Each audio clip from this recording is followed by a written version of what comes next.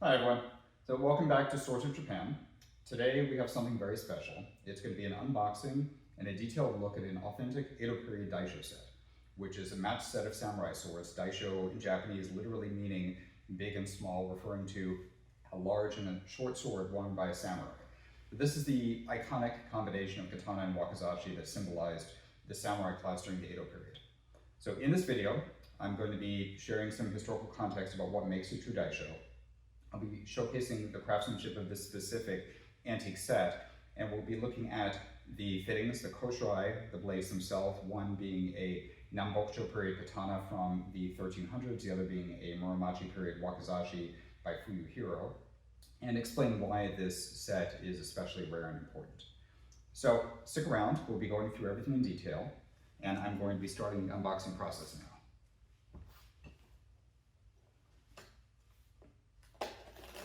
And I've been very excited to receive this set for some time.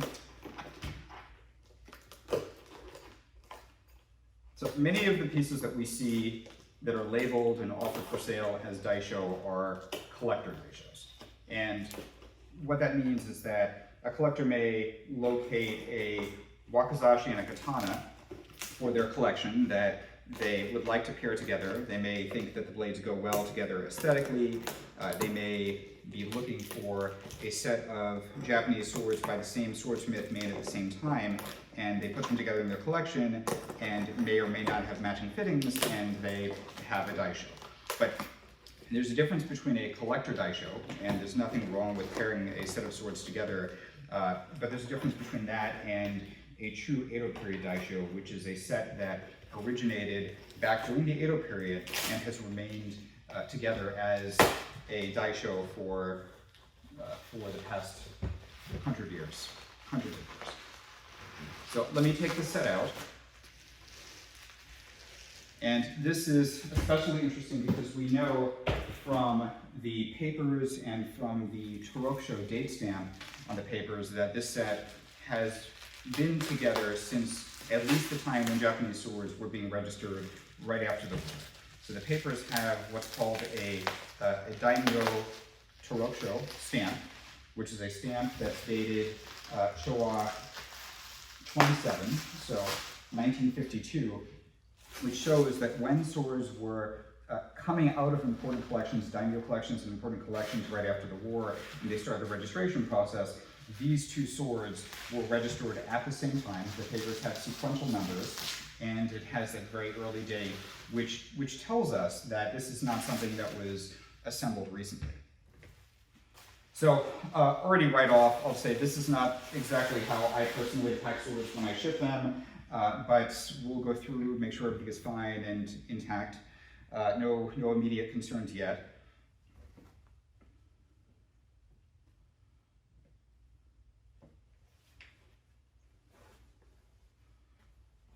And taking out the first, which is a wakizashi with black lacquer and abalone lacquer saya. Fuchi-kashira is in the motif of waves, which was popularized by the Omori-school. And the tsuba is very nice, deep black shakudō, tsukashi tsuba, with the design of bells. So everything seems to be from the koshirae in good condition. I'll just check out the katana as well.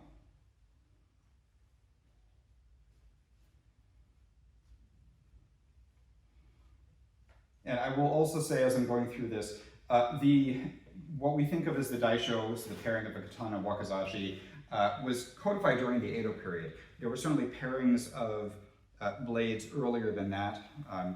Tachi may have been paired with a koshi-katana, which is like a small tachi, or a hirozukuru blade like a wakizashi during the Nanbokuchō and the Muromachi periods. A katana may have been paired with a tanto during that time, but this format that we're used to seeing in samurai and in popular culture is really something that comes from the Edo period. And it was actually in the 1680s that the Tokugawa shogunate determined that only a samurai could wear a daishō. So let me start going through the blades. So again, katana as well came through excellent condition. All the fittings, from what I can see, are matched. Same, the fuchi-kashira is in shakudō with gold accents of waves and identical tsuba. I'll first take a look at the Wakazashi, and I'm familiar with these blades, so I already knew in advance what was going to be coming. But the Wakazashi is hirozukuri, which means that it has two flat sides on either side of the blade.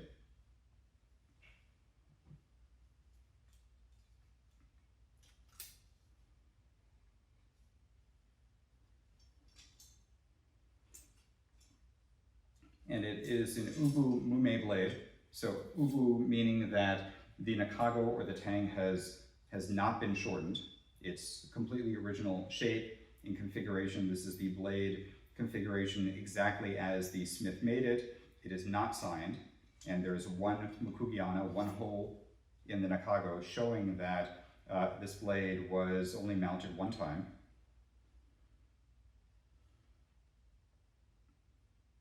Just taking a look at the workmanship in the blade. So the hamon in the blade is in nie-deki, which is something that you see in blades that relate to the soshuden.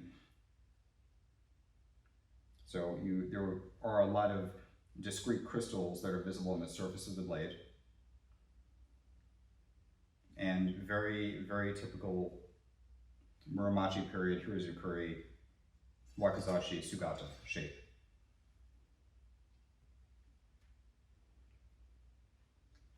Looking at the tsuba is signed Goto Seijo, and again it's in polished black shakudō, which is an alloy of gold and copper, and it patinates this deep blue-black color, and there's a gold mimi as well, a gold rim.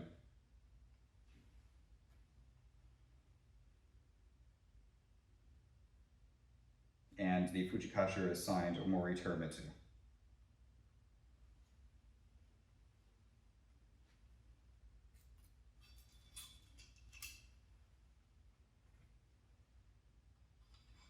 So I'm going to reassemble this mounting.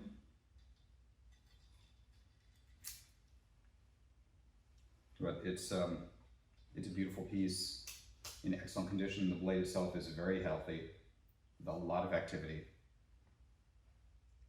What they say is hataraki, so the blade has a lot of hataraki, a lot of activity, a lot of workings in the hamon and in the ji. There's fine shikei, which are, I'll show detail pictures of this blade. Lines flowing, black lines flowing through the forging of the blade, and a lot of activity within the hamon itself.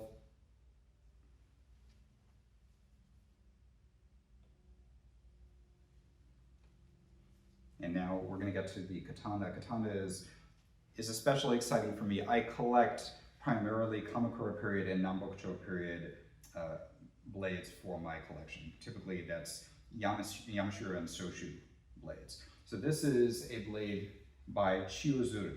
Chiyozuru is a school that came from Yamashiro Rai originally. So one of the very famous swordsmiths who were working during the late Kamakura period, or middle to late Kamakura period, was Rai Kunitoshi.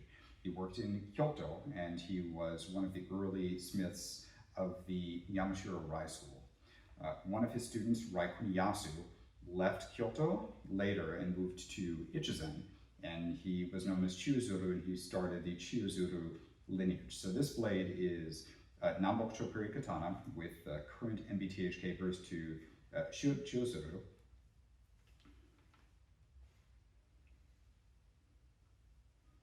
And again, I knew these blades from before, so it's I'm already familiar with the workmanship and the activities that I'm going to be seeing in the blades, but this is a long katana.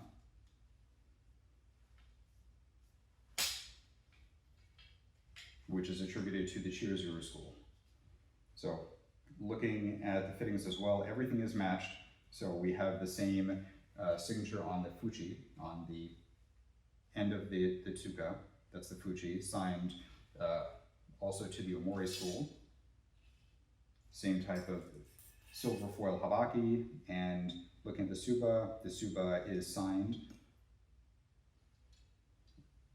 Goto Seijo, just like the Wakazashi tsuba was. And the katana has a beautiful shape to it. Hopefully this is fully visible on camera. The katana is osoriage mume, so it no longer has an inscription due to the fact that it has been shortened, and any inscription that was there was lost. And you see there's 4 mukugiana, so 4 holes on the nakago, or the tang of the blade, showing how it has been remounted over time. And the blade is healthy and flawless. It is typical Yamashiro Ryan Chiyozuru style of works. You have a very tight and fine jihara, the koitame jihara, meaning that the forging is extremely compact. A lot of crystals in the blade which give the surface of the steel a glistening and moist, wet appearance. The hamon is sugoha, meaning it is a straight hardened area, white hardened area on the edge.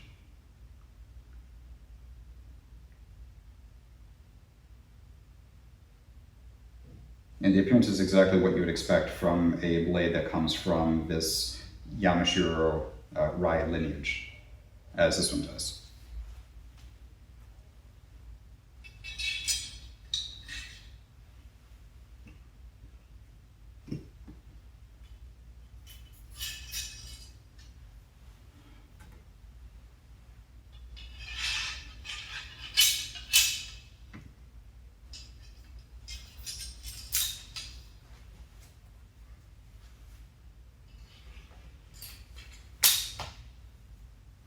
Now I'm just going to reassemble everything and bring out the papers so that I can show what the kanteisho, or the current NBTHK papers, look like for this, this particular set. All right, so as I was mentioning, the set has a current pairing of NBTHK papers for each of the blades. And this is how we know that they have been together as a daishō set for a long time. It's because of these matching date stamps and sequential numbers.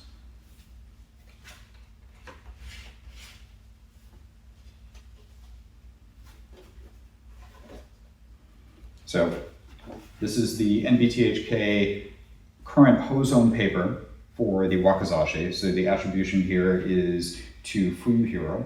So the paper breaks down to say that this is a 1 Wakazashi, mume meaning unsigned, attributed in parentheses to Fuyuhiro. And at the bottom we have our early date stamp. So this is the date when the sword was first registered, Showa 27, and Showa 27 indicates that the registration happened in 1952. And you can see both here within the date stamp and at the top of the papers that they have sequential numbers to the katana. And then this is a paper for the katana itself. So here we have current NBTHK Hozon papers for the Chiyozuru katana, so 1 katana mume, meaning unsigned, attributed to Chiyozuru. And again, we have the same torokusho date stamp at the bottom to Showa 27, and sequential numbers here and here. So the blades were submitted, registered together originally, and then submitted again to the NBTHK at the same time. So quickly, there is something called a daishō token. So that refers to a pairing of blades that were made together as a daishō originally. So typically that is going to be an Edo-period swordsmith, Shinto or Shin-Shinto, that made the blades intending for them to be kept together as a daishō. Typically they'll have the same exact inscription, the same date. Sometimes they will have a special order inscription as well, indicating who ordered them. But it's extremely rare to have any pairing of Japanese swords by the same individual papered together on a single paper by the NBTHK. I've only had one. It was a pairing of a Hizen Tadayoshi 5th generation daishō, Wakazashi and katana that was a daishō token. It was on a single paper. However, that only happens if the blades were very clearly by inscription and workmanship made together and intended to be kept together as a daishō. In this case, we have the documentation showing that this set was worn together as a daishō. However, the blades are from two different time periods. So we have the katana being late Nanbokuchō into early Muromachi periods, generally the late 1300s. The wakizashi was the Muromachi period. The Muromachi period generally spans the 1400s to the 1500s. So whether the individual found and located these two blades separately, maybe the katana might have been a gift from a lord and he was responsible for locating his own wakizashi. However these blades came together, they did come together during the Edo period, and they were assembled with a curated set of fittings to pair them as a daishō. So it is a wonderful, unique, and rare set. For us to have something that was not a more recent assembly, that truly has been handed down to us as it was used and owned and worn by the samurai during the Edo period, and the workmanship in the blades is beautiful. So it's really something special. I've been looking forward to having this set come to me for a very long time. So it's really a pleasure to be able to study and handle them. So I will be posting this to my website soon. Message me or email with any questions, and I am happy to discuss further. Thank you so much.